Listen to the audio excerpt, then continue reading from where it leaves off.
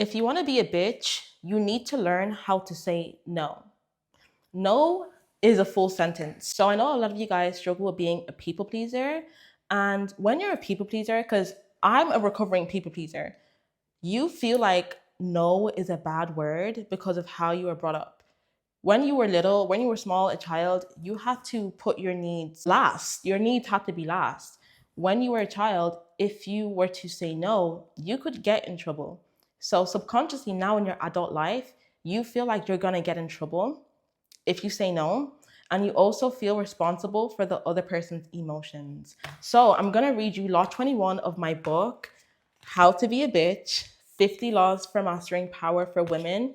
Okay, and this is Law 21. You have the right to say no. So, no is one of the most powerful words in your vocabulary. You don't owe anyone your time, energy, or resources just because they ask for it.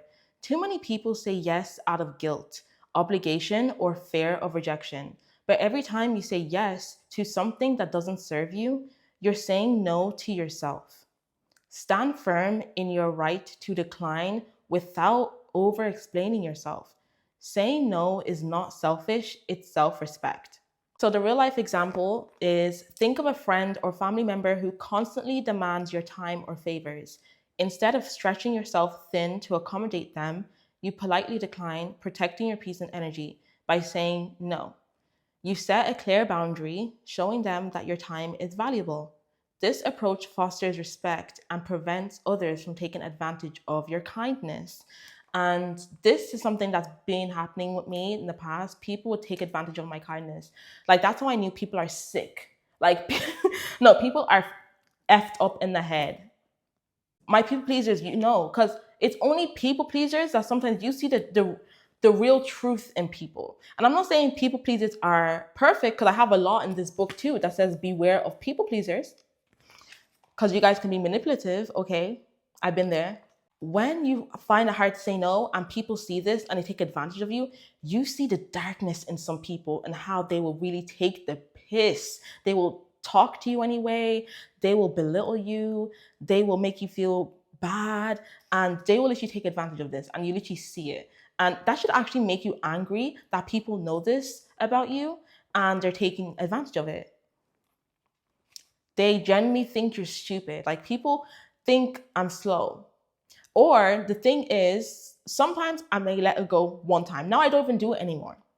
I used to let it go one time when I was on my journey, because before I used to never always let it go. I would give them one chance, and then I would stand up for myself. And then when you stand up for yourself, they take it the wrong way. They think you're being a bitch, but we don't care. That's why I'm reclaiming the word bitch. Okay, they're like, oh my God, I've never seen you this way. Oh my God. But okay, so why did you treat me like that? You thought I wasn't going to stand up for myself. You thought I wasn't going to speak up because I'm quiet, because I'm shy, because I'm a people pleaser.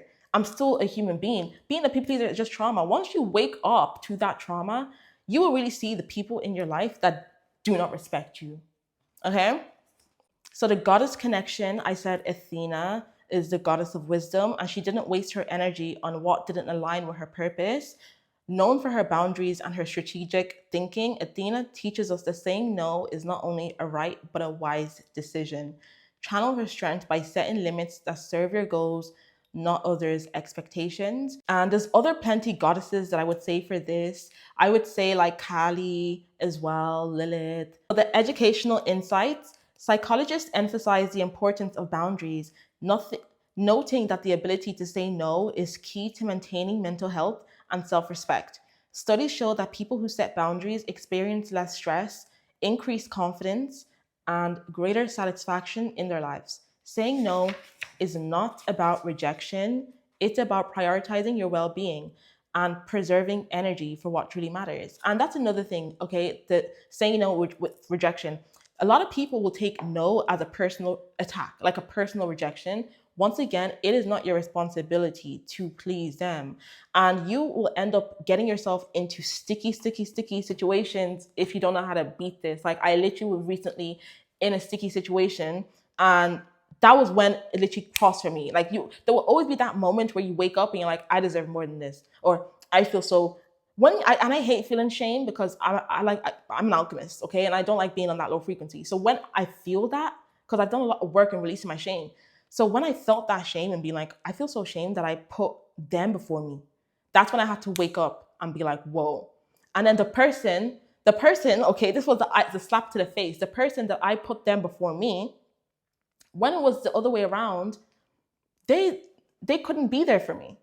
I did that for you because you needed help. Like the person said they needed help, and then I was like, oh no, no, no. And then they were like, oh please. So I did it. And then now once the other way around, you can do it, you can be there for me. So now it's just like, wow, I felt dumb. Like I really felt dumb. And it takes that. Sometimes you have to feel dumb. And then now I have no problem saying no. No, no, no, no, no. If you like this video, don't forget to get my book. It's available on Amazon. And the book is a glossy book.